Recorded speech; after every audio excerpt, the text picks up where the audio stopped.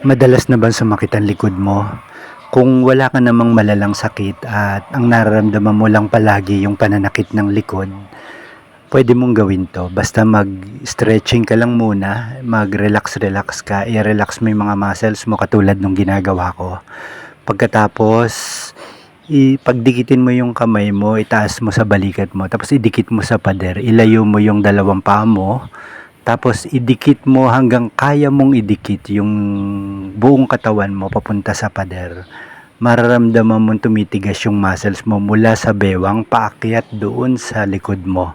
Ibig sabihin nun, nadidevelop yung buong muscles mo sa likod na magpapalakas sa likod mo.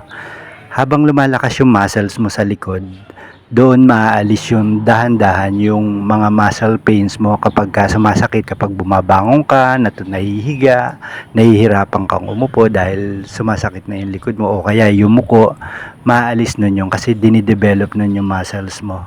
Subukan mong gawin, dahan-dahan lang hanggang